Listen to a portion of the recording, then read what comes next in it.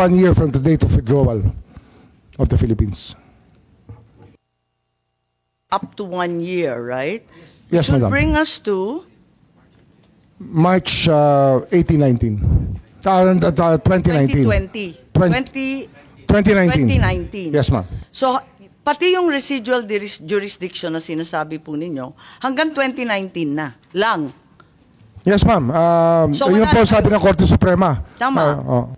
So, ngayon wala na. Maski residual jurisdiction, wala na rin.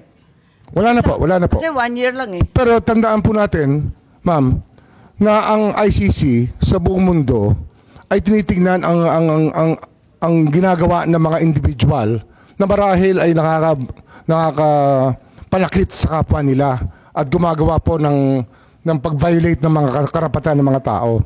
Yun po yung tinitingnan po na ICC rito eh. Kaya ho, hindi po yan ang ating tinitingnan eh. Ang tinitingnan po natin talaga, ano ba talaga ang ICC? Ang ICC ay tinatag upang habulin yung mga individual na lumabag sa batas ng tao at sa batas ng Diyos. Yun ang pagkakaunawa ko.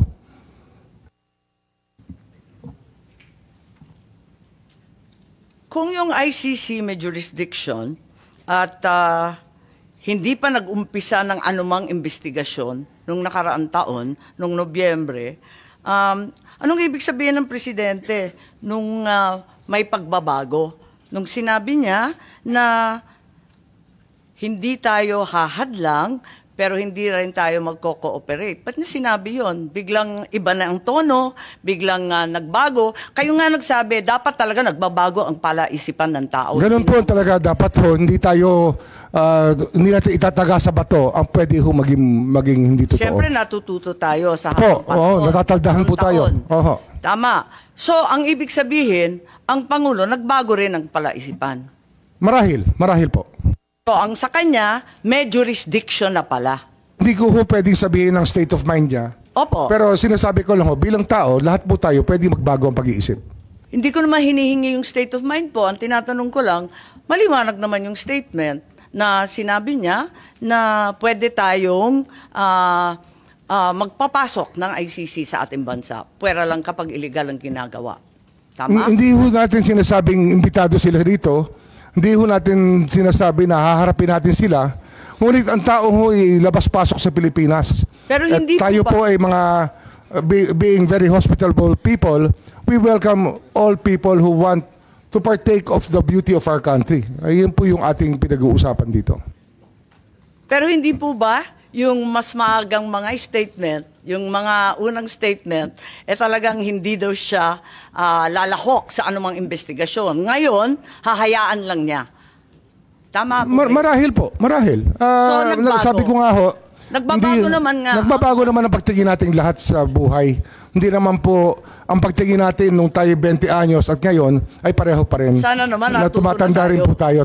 Natututo rin po tayo. So do you mean to tell me that after saying 100 times that the ICC has no jurisdiction, the President at the 101st time changed his mind and determined that there was somehow some kind of jurisdiction that allowed them to come here and investigate? I cannot comment on his state of mind when he said that. I don't think it's a question of state of mind, sir. It's statements. His statement would speak for itself.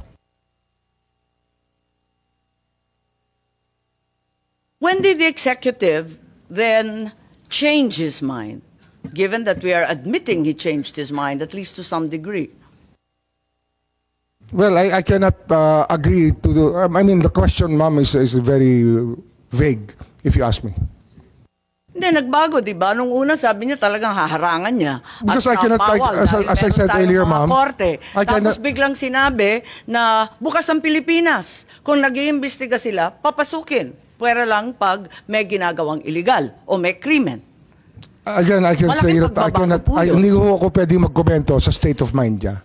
Kung paano ho nag-iisip ang Pangulo, hindi pa ako tinatanong kung galit, wala naman akong tinatanong kung masaya. Yun ang state of mind. Ang tinatanong ko, doon sa sinabi, hindi ba maliwanag na nag-iba? Sabi ko nga ho, lahat tayo nagbabago ng pag-iisip sa pagdaan po ng panahon. Okay. Tayo po ay natututo naman ng unti-unti at nauunawaan natin ng gusto ang pangyayari sa paligid natin. Kung aaminin natin na nagbago ang pag-iisip, bakit? At kailan nagbago yung pag-iisip natin tungkol sa jurisdiction ng ICC? Bakit? At meron bang dahilan? Baka may alam ang DND, baka may alam ang NSC, para maintindihan natin kung saan na tayo ngayon. Kasi tayo ay nag-iimbestiga in aid of legislation. Gusto ko malaman saan ba tayo patungo. Ano na ba ngayon? Palibasa, eto nga, admitido natin, nagbago. Kung nagbago, saan na tayo ngayon? Siguro po yung pag-unawa po ng ICC jurisdiction. Kasi nung nag-aapela pa tayo sa ICC, na sinasabi natin na hindi tayo saklaw dito, marahil yung isang pagising natin sa katotohanan na ang hinahabol ng ICC ay hindi naman bansa, ngunit individual. Marahil yun po yung pag-unawa na nagbago sa ating lahat. Kasi hindi naman po estado natin ang hinihimok ng ICC, kundi po yung mga individual dito na nagkasala at yung naging biktima po ng mga krimen at ng mga pamilya po ng mga biktima ng mga pagpatay nung panahon na yun. Okay. At sabihin natin may limited cooperation sa ICC. Sabihin natin, nung 13 November, si ASEC ES Bersamin pala, ay nagsabi that if the ICC refers the process to Interpol, which may then transmit a red notice to the Philippines, the government will feel obliged to consider the red notice. Parang may ganon, may statement ba dyan? Yung kay ES Bersamin. Alala ko po yung statement na yun. Panaalala po niya. Opo. Oo. So, yung pagbabago ay malinaw kasi pati si Executive Secretary diniin na nagbago nga talaga. Tama po ba? Kasi sabi niya,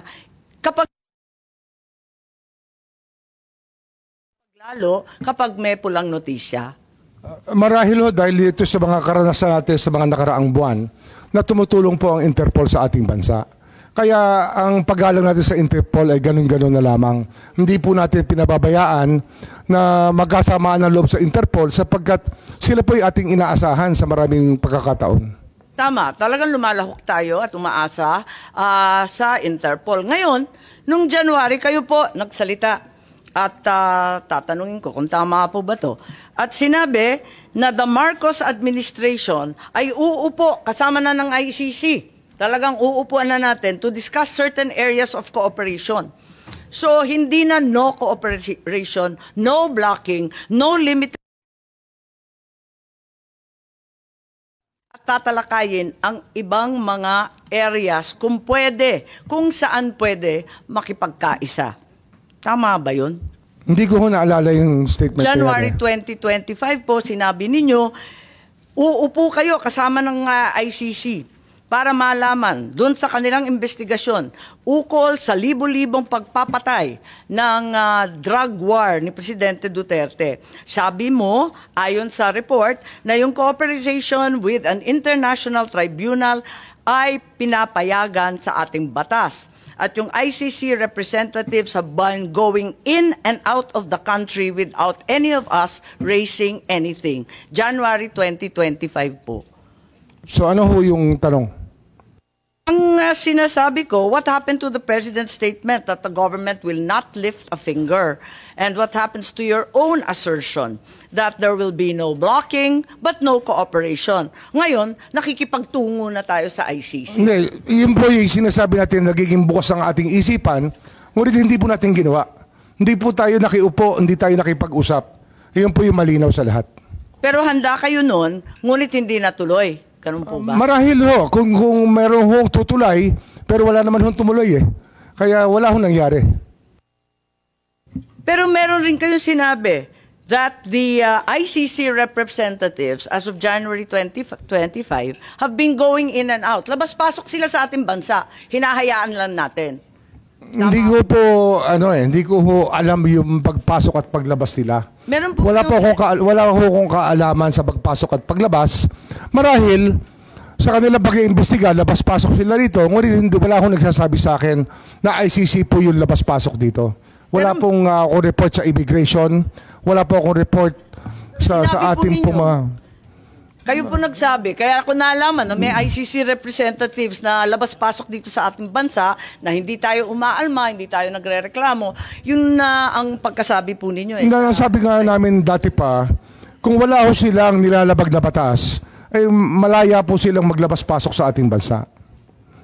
Katulad po ng kahit sino pang turista o sino pong nais bumisita sa ating bansa. Iba po yung pakay ng turista, iba naman yata ang pakay ng kinatawan ng ICC. So, nag-iba na talaga. Sa bandang January ng 2025, hinayaan na natin sila na lumabas-pasok dito sa ating bansa. Ganun po ba? Hindi po wala tayong hinahayaan, hindi lang ho tayo nagtatanong kung hindi natin tinatanong ang lahat ng labas-pasok dito kung sila po ay ICC. Pero kasi nga sa dami po ng labas-pasok sa atin, hindi po natin tinatanong. So hanggang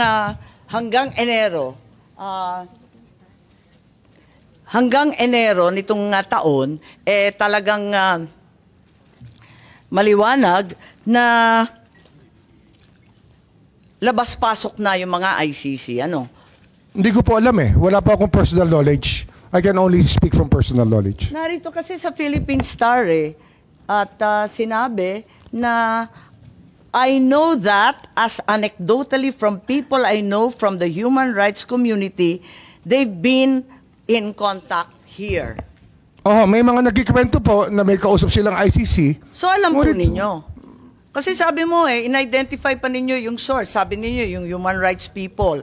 Nagko-contact usap na. Di alam na ninyo na nandito na yung ICC. Ay, hindi ko nalalaman kung nandun sila. Sinasabi lang nila may kausap sila. Hindi ko sinasabi ko saan sila nag-usap at paano. Pero, siyempre marami hong gustong tumulay. Ngunit hindi naman natin, hindi ho nagkaroon ng pagkakataon na makilala talaga namin na ICC o makaharap. Kahit kailan po hindi namin nakaharap ang ICC. Pero alam ninyo na may galaw na sila at nag-iimbestiga na sila. 7 taon na po silang gumagalaw, ma'am. 7 taon na. Hindi naman ngayon lang yan eh. 7 years ago, the ICC was already investigating what happened during the drug war.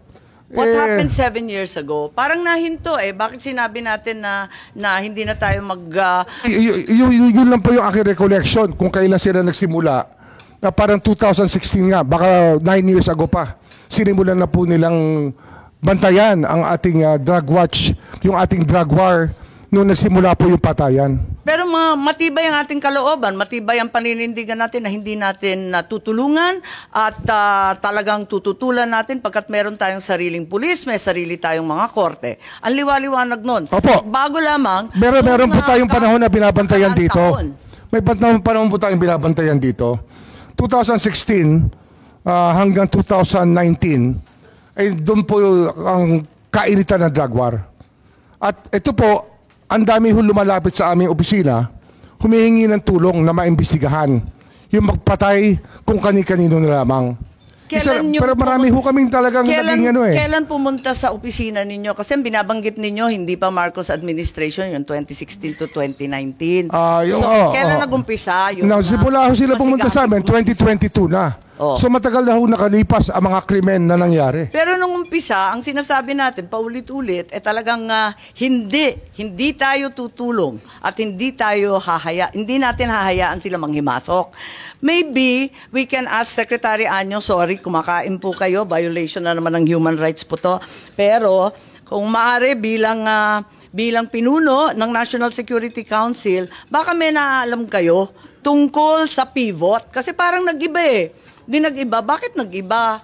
Nung una, ang tindi ng ating paninindigan na hindi kailanman tayo tutulong sa ICC. Biglang lumambot, nahahayaan natin pag pumasok sila, tapos pagkatapos nun, meron ng statement, uupo tayo. Kung may mamamagitan, pag-uusapan kung saan tayo pwede tumulong. Meron ba kayong alam, Secretary Anyo? Kasi maraming nagsasabi na kayo daw ang dahilan kung bakit nagbago ang isipan ng ating administrasyon. Madam Chair, palagay ko po ay walang basis po yung ganong klaseng allegation sapagkat ito po ay legal na usapan at hindi po kami nag-focus sa legal na usapan sapagkat ang sa amin po ay on the lens of national security. Tapos wala rin po kaming na-monitor na pumasok dito ng mga ICC investigators nung sinasabi ng mga panahon na yan. So wala kayong alam tungkol sa pagbabago ng isipan at polisiya ng ating administrasyon? Wala po, Madam Chair. At hindi rin kayo kasama sa pagpaplano ng aresto ni former President Duterte? Ma'am, meron po akong opening statement. Pwede ko po bang basahin? Siyempre, oo. In the meantime, if I may recognize the arrival of Senator Cayetano. Please proceed, Secretary. Yes, Ana, ma'am. please. Good afternoon, everyone. I'd like to start by thanking the Senate Committee on Foreign Relations, chaired by Senator Amy R. Marcos, for the opportunity to clarify the truth about what transpired during the arrest of former President Rodrigo Roa Duterte and other related matters. I believe this is also a good venue for me and my fellow officials to clarify what really happened and to debunk and dispel the false accusations and fake narratives that have misled the public about this issue. As government officials, it is our duty to be truthful and to assure the public that our actions were proper and in accordance with the law. I, for one, have been the victim of relentless disinformation campaign aimed at destroying the integrity and credibility I have carefully built over 4 decades of public service, which began the day I entered the hallowed halls of the Philippine Military Academy. While public officials are not supposed to be thin-skinned, I have rolled with the punches for several days. However, the time has come for me to air my side. Therefore, I am grateful for the opportunity to speak before the Senate and present the truth. As a former member of the cabinet of the Duterte administration, it is also very hard for me to see the former president arrested. I worked closely with former President Duterte for so many years through the most serious crisis the country faced, and we have developed and nurtured a personal friendship. He trusted and respected me in the same way I trusted and respected him, even after our terms ended in 2022. I retired from public service when former President Duterte ended his term. However, the repeated calls for public service came again, and 6 months after my retirement, I was appointed by President Ferdinand Marcos Jr. to be his National Security Advisor. I saw my appointment as a continuation of my service to the Filipino people across different administrations. As a soldier, my loyalty has always been to the Constitution and the chain of command. This has always been my principle when I served as the Commanding General of the Philippine Army under President Noynoy Aquino, then as AP Chief of Staff, and later as Secretary of the Department of Interior and Local Government under President Duterte, and now as National Security Advisor under President Marcos Jr. In its position, I have held under several administrations. I have never played politics. I do not have a political agenda, nor do I have or will I ever have political ambitions. I uphold the same principle in my role as National Security Advisor and Director General of the National Security Council. Thus, I'd like to state for the record that my role was limited to the mandate of my office to assess that the situation does not escalate into a national security concern. The implementation of the ICC warrant is beyond my mandate, and I had no part in it. And may I also state for the record that I am not aware of any core group, nor am I a member of such group that allegedly planned and prepared for the arrest of former President Duterte. In fact, it was only on Tuesday morning, March 11, 2025, that I learned that there was already an Interpol red notice and that the ICC warrant of arrest would be served. There was also no intelligence operation. The former president's presence in Hong Kong, as well as his return to the country, was a public knowledge since it was heavily reported in both mainstream and social media. It is utterly unacceptable and unfair that my name is being dragged into an alleged grand conspiracy. I firmly deny any allegations of a grand conspiracy. In fact, the events in March 11 were spontaneous. As National Security Advisor, I was merely doing my job However, I face all these accusations against my honor and integrity with firm resolve, knowing that I am on the side of the truth, and I was simply doing what I had to do. And in doing so, I upheld the truth, justice, and the rule of the law. Again, my loyalty is always to the country, to the Constitution, and not to any person. Thank you, Madam Chair. Salamat, Secretary Ed. Subalit sa kabila nito, nagsalita po ang ating mahal na Secretary John Vic na ang nagplano po rito, o yung pagkaintindi namin, ang nagplano ay kayo. I would like Secretary to answer that. Anyo, Secretary Gibo Chodoro, at ang pinangalan, ang Chief PNP, General Marbil. Parang apat yung pinangalanan sa isang interview ng ating Secretary ng DILG. Can I answer that, ma'am? Yes, please, you're recognized. The question was, who planned this? I did not state in any way who planned it. The meeting was of executive privilege. It is a conversation between the president and the ones I mentioned. There was. So what exactly did you say? Ano sinabi po ninyo? They Ang asked me- pagkaintindi namin, itong apat na pinangalanan, ang siyang nagplano. Ma'am, we're already invoking namin. executive privilege in this matter. Yes. We're invoking executive privilege in this Yes, matter. that's fine, but it's Yes. in the interview, and it's Yes, ma'am. public. It goes as far as the interview, ma'am. Yes, ma'am. That's Yes, it. I'd like to understand. I think your brother was trying I to did not explain state in any what way. he said in the interview, and I'm happy They to asked hear me it. if I planned it. I said it was not me. There were other people in the room, but we did not discuss any plans of any arrest. Saan nanggaling yung mga pangalan na ito? Ma'am, that again is executive privilege. Ma'am, let Pero me explain, ma'am. nandun- Let me nandun explain sa first, ma'am. interview po eh. Yes, yes, Ang ma'am. liwanag Let eh. me explain first, ma'am. We were discussing rumors of an impending arrival Parang based on. hindi yung ganun ang dating sa amin eh. Ang pagkaintindi that is namin, the apat whole na truth, nagplano. ma'am. That is we were discussing rumors. Go ahead, ma'am. Patugtog na lang natin para maintindihan ha. What was and who was really on top of this? Kayo ho ba? Because during the press conference of the president, it was you and the president. Yes. So ikaw ho ba nagplano ng lahat ng ito? Hindi naman, hindi naman. It was a group effort. Secretary Chidoro was there, Secretary Anyong was there too, and the president and I. So, hindi naman ako. Ako lang ang I natira. stand by that, ma'am. Last man standing doon sa Malacanang. I stand by that. Kasi Secretary Chidoro was working out of his office. Napakaliwanag po ng sinabi Yes, ma'am. ninyo. Wala Secretary namang Anyo, of mapakiyaw-kiyaw course, dun is sa Special sinabi. Police Intelligence. Yes, ma'am. Patayin na muna natin. Pakaliwanag naman ang sabi ninyo, hindi ako mag-isa kahit ako ang kasama ng presidente nung Yes, nagsalita ma'am. sa press con, hindi ako mag-isa ang nagplano. Isang grupo kami. Tapos pinangalanan mo. No, ma'am. Sinabi ninyo eh. I state, ma'am, again, executive privilege. But, ma'am, Walang executive privilege kasi binunyag na I ninyo sa must TV. state it very clear, as I stated very clear, that there was no mastermind. We were discussing mainly about what the president's statements were in Hong Kong, and it was based all on that statement, ma'am. Sinabi ninyo na hindi kayo mag-isa na nagplano, kundi isang There was no grupo. planning, ma'am. Pero yun ang sabi eh. I said, hindi ako nagplano. Marami May kaming- isang grupo na Ang nagplano. We were all talking about a rumor, ma'am, and that was all. Rumor lang yon. Yes, ma'am.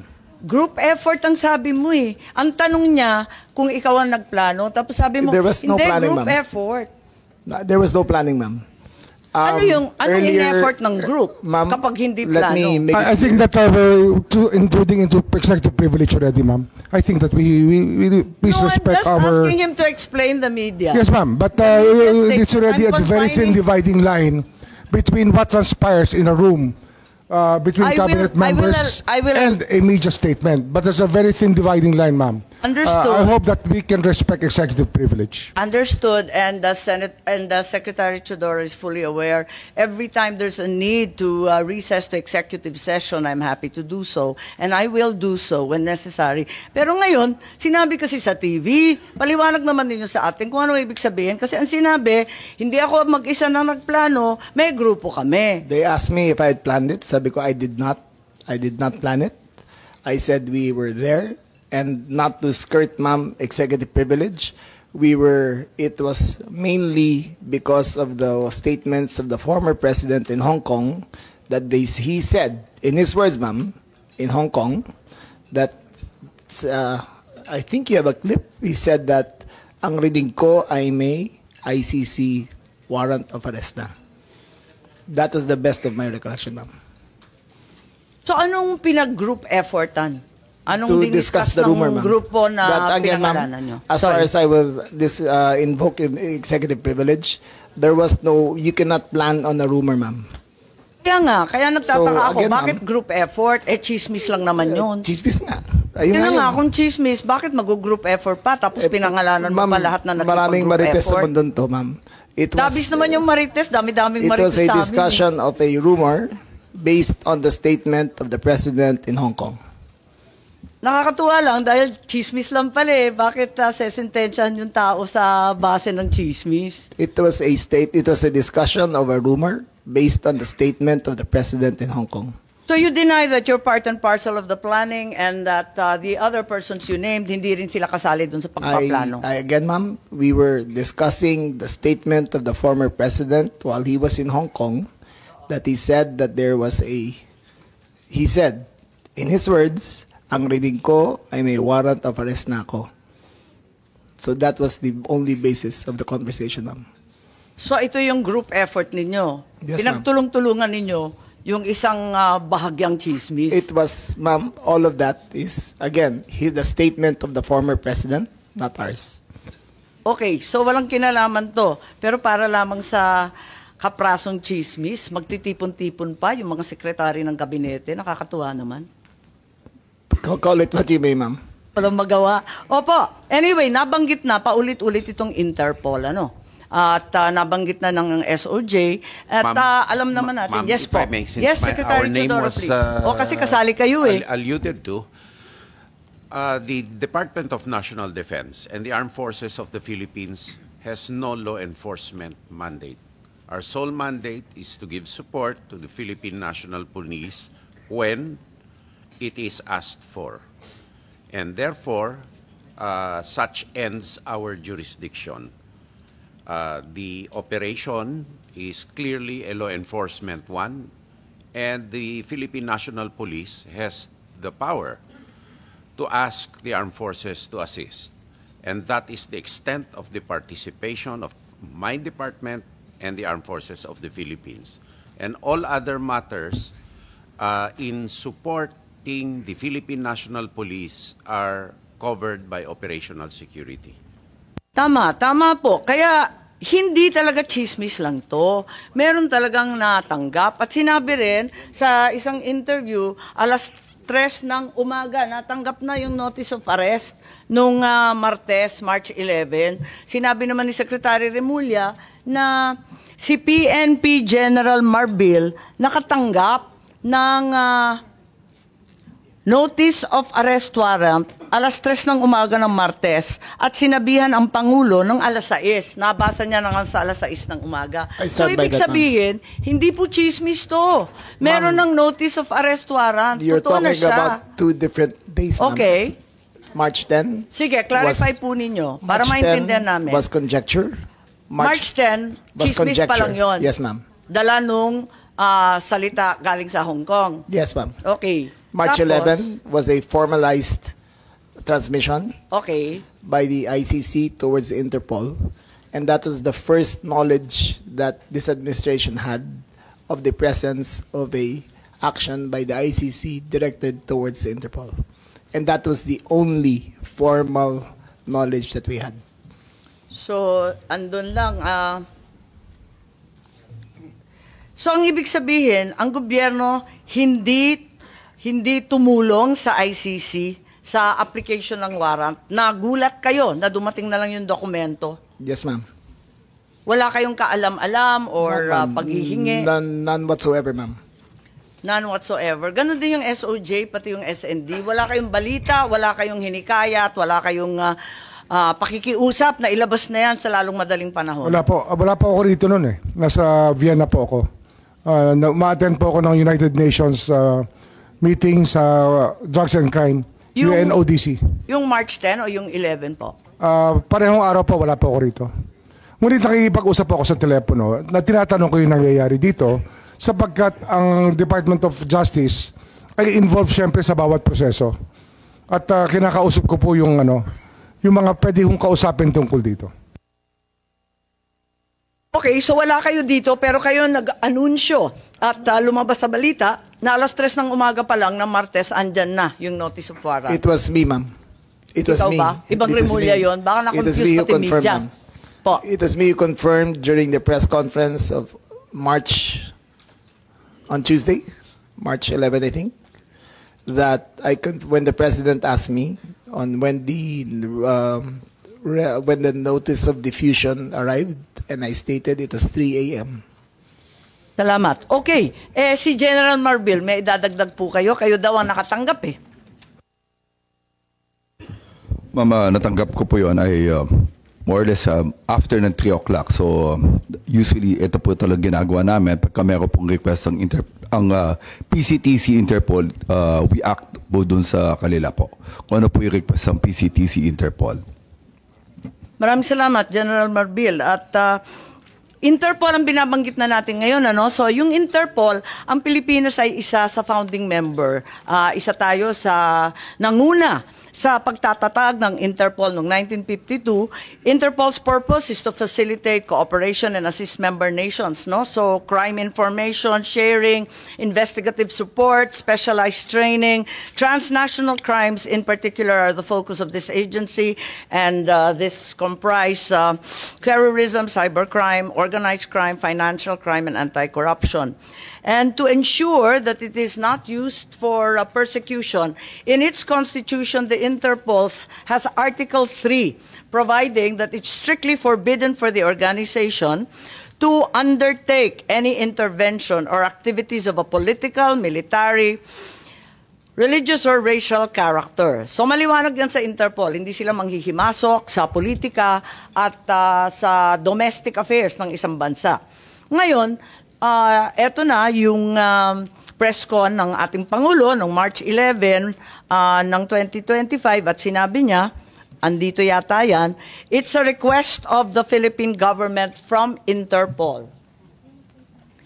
And to enforce the arrest warrant, and of course we comply with our commitments to Interpol. We did not do this because it was derived or it came from ICC, but rather from Interpol.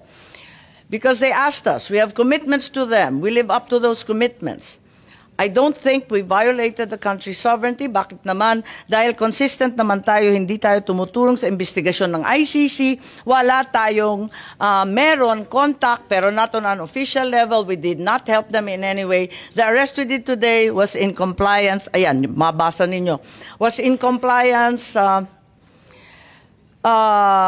with the commitment to Interpol at hindi yung ICC. Hindi natin kinakausap ang ICC, marami silang hinihingi sa atin ng mga dokumento, wala kaming binibigay. Yun lamang, hindi natin mahindian ang Interpol. So kung may duda sa ating pakikibahagi sa ICC, ang sinasabi ng Pangulo, ang ating commitment, obligasyon sa Interpol ay maliwanag at walang duda.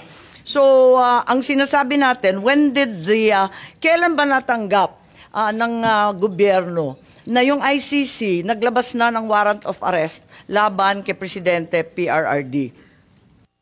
At alas 3 nga ng umaga. Yun ang pagkakaalam kong yun.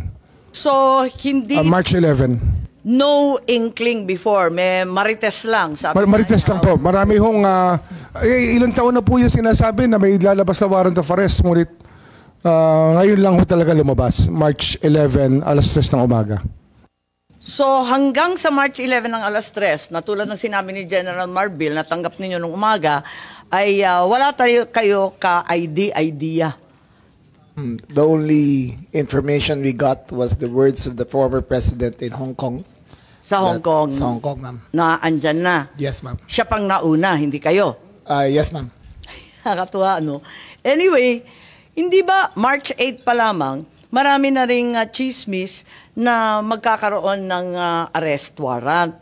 In fact, the following day, mismo yung palasyo, Malacanang, sinabi na may mga haka-haka na ganun nga lalabas na and the government is prepared for any eventuality. Bakit nasabi yun kung wala pang hawak na notice or kopya? March 8 pa lang to, nagsalita na yung Malacanang. Ma'am. Ibig sabihin, andun na. Ma'am, the government is prepared for any eventuality at all times. That is the nature of our job. We will always be prepared. We will always be on hand to enforce any of these laws, ma'am. So it does not mean na yung executive o yung palasyo may nalalaman tungkol sa warrant Ma'am, of arrest. no one knew, ma'am. Walang may Again, alam. I repeat, ma'am, as of March categorically, no one knew until 3 o'clock of March 11. 3 a.m. Yes, ma'am. Sa umaga. Nung March 9, ang ating USEC sa PCO sabi, if Interpol hihingi ng assistance galing sa gobyerno, tutulungan. So why was Interpol already being mentioned and being bandied about as early as March 8, March 9, kahit wala pang notice, wala pang red notice, wala miski ano? Ma'am, maybe in context, sabi ko nga, marami ho naging pagkakataon na tumulong po Interpol sa atin, kaya hindi natin nalilimutan. Isang example po dyan ay yung paghuli po kay Alice Go sa Indonesia, at marami pa ho mga ibang pagkakataon na tumulong po Interpol sa atin. Ba't alam na ng palasyo that Interpol will be involved if at that time there was no confirmation or receipt of any warrant? Bakit nagsasalita na ang palasyo, nagsasalita na yung PCO, sinasabi na huwag kayo mag-alala, handa tayo sa anumang mangyari? Bakit nagre-reassure na ang palasyo? Ano ho kasi yan? Parang pinapanakas ang mekanismo po kasi ng International Tribunal, katulad po ng ICC, ay lumapit po sa Interpol upang ipamahagi o upang iserve ang warrant kasi wala po sila sariling kapulisan ang ICC. So, kaya alam na umaasa ninyo, rin po sila sa Interpol. Tama. So, ang executive, alam na ninyo na ang Interpol ang gagamitin. Hindi sa wala tayong Ano ho alam. yun logical lang po yun. It's logic that Interpol will be the one used as they were the ones used in the past already. Alam naman natin na gagamitin ng Interpol, pero hindi naman laging Interpol ang ginagamit ng ICC. Hindi ko po alam yung iba. Paano natin Ang alam ko lang ho, Interpol talaga. Ang alam natin, iba-iba, di ba, sa history ng ICC. Kaya nagtataka ako, matang aga-aga, March 8, alam na natin Interpol ang magbibigay ng warrant. Marahil ho kasi ang Interpol may opisina rin po sila sa sa Paris tsaka sa Hague. Kaya nag-uusap-usap po lahat 'yan. Yung Eurojust, Europol, ICC, ICJ, isang lugar lang po 'yan sa The Hague. Oo, alam natin, pero iba-ibang pamamaraan ang ginagamit ng ICC para hulihin, dakipin, at mag-serve ng warrant. So, ang sinasabi natin, siguro sina General Marbil, pagkat sila naman ang nakatanggap nito, walang contact or coordination sa ICC or Interpol bago March 11. Bago March 11, yung alas 3 ng umaga, na sinasabi po ninyo, talagang wala kayong ka-idea, walang notice, walang timbre, walang tawag, walang kaalam-alam ang Pilipinas tungkol dito. Ma'am, can I answer that, ma'am? Si General Marbil ang tinatanong po. Okay, ma'am. Pwede kayo magdagdag, mamaya. Ma'am, wala po kaming communication with the ICC except for the PCTs lang po. We rely on the Philippine Center for Transnational Crime. Teka, so kauna-unahang pagkaalam mo tungkol dito sa warrant mula sa Interpol nung Marso 11, ika-11 ng Marso, tama ba? Yes, Madam Chair. Sigurado kayo, ha? Yes, Madam Chair. Oo, okay. So, but you just said na it doesn't go to you directly. Sabi mo, dumadaan muna sa transnational crime. Pwede ba natin tanungin ang ating head ng transnational crime? Andito po si Executive Director Alcantara. Kayo ba ang una nakatanggap nitong galing sa Interpol? Magandang umaga po, Madam Chair. Tama po yun. Ang NCB Manila ang tumanggap po at 3 o'clock in the morning nung diffusion na sinasabi na may warrant of arrest na po ang ating dating Pangulo at yun po ang ginamit namin, pinan-out namin. Tapos pinadala ninyo kaagad sa kapulisan? Law enforcement agencies po ang mga pinadala natin, ang National Bureau of Investigation, ang Philippine National Police, ang Bureau of Immigration at pinadalang ko rin po ang Department of Justice. Okay. Maraming salamat. At may dadagdag yata si Secretary John Vic. Wala na, ma'am. Wala na, ma'am. Okay. At was a red notice, itong tinatawag na red notice, iyon ba ang pinadala ng Interpol, Executive Director Alcantara? Kasi ang binanggit mo ngayon, diffusion. Ang dumating Kasi, po sa atin ay isang diffusion, isang commonly tinatawag na red diffusion. Teka, ang pagkaalam ko, iba ang notice at iba ang diffusion. Iklaro po ninyo. Alin na natanggap? Ipapaliwanag ko po. Ang red notice po ay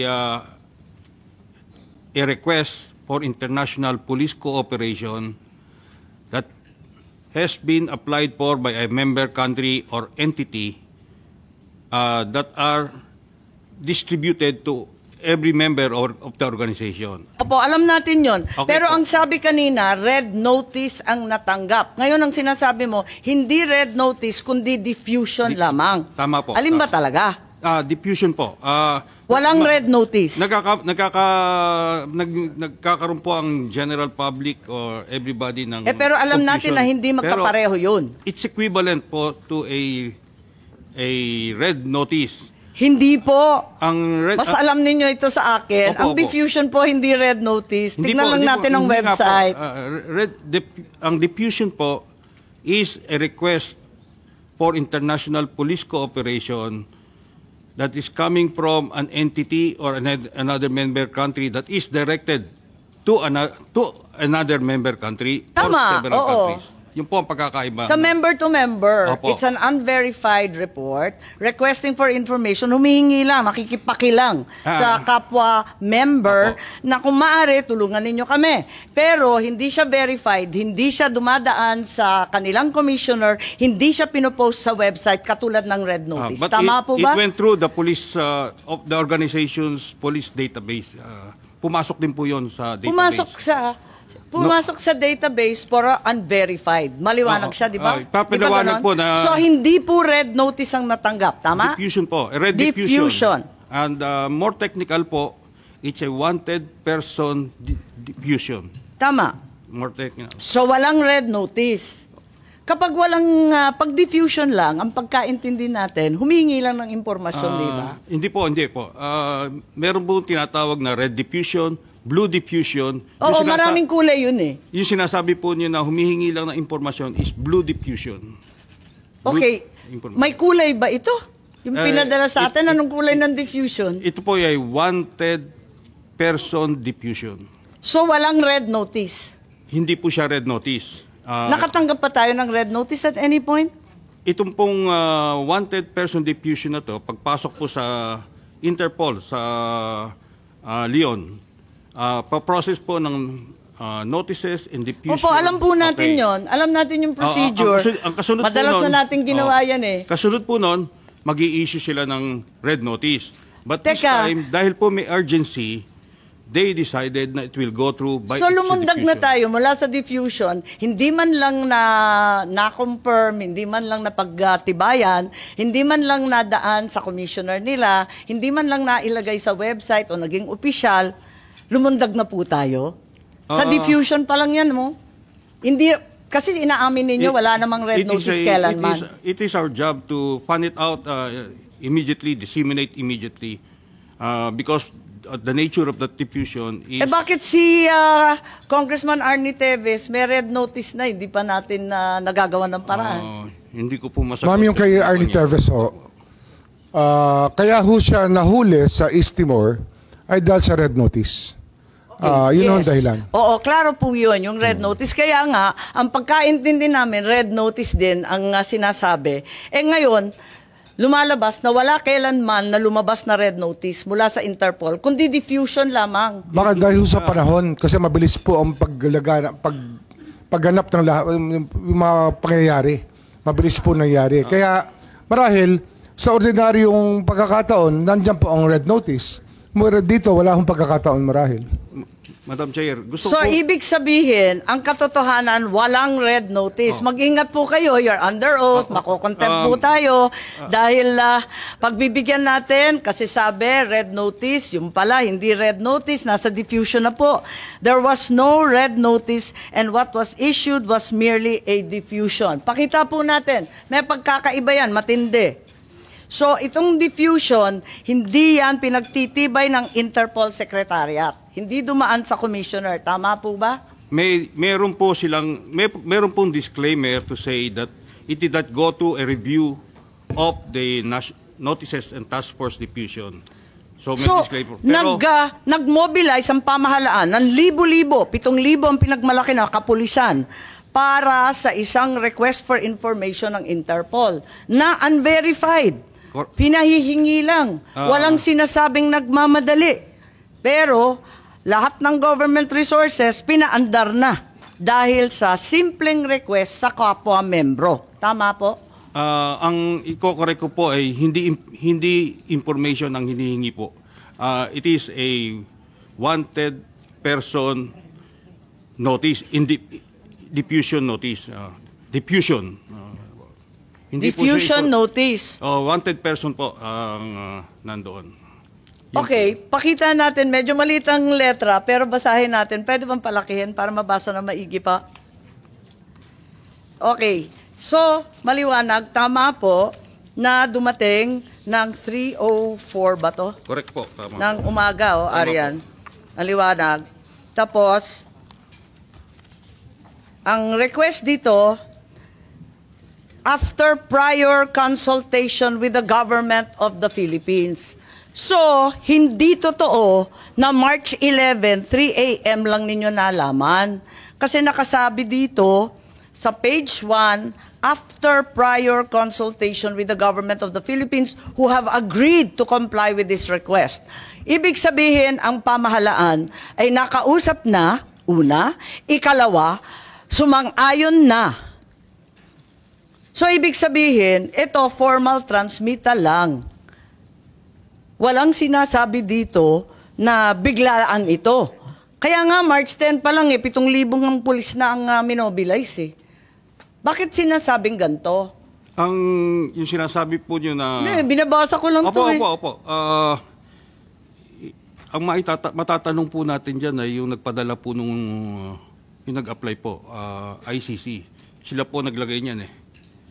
Hindi po tayo. Ibig ko nagsisinungaling ang Interpol? Hindi po Interpol ang nagsisinungaling. Yung gumawa pero po, ang Interpol ang sinasabi ninyo eh. Sabi nila dito eh, itong diffusion ng Interpol, pagkatapos ng konsultahan sa pamahalaan. Tapos sinasabi pa rito na hugas kamay ang Interpol at hindi pa sila gumagawa ng compliance review. Hindi pa nila naimbestigahan, hindi pa nila napapatunayan itong diffusion. At kung may duda, sabihan na lang sila kasi hindi pa daw nila naaasikaso. Yan yung sinusunod nilang format, ma'am. Hindi ho lahat na sinasabi dyan ay gano'n na lang po ang katotohanan kasi nag-iingat lang po sila na makatabig sila na mali. Kaya marami ho silang paniguradong mga salita sa kanilang form letter.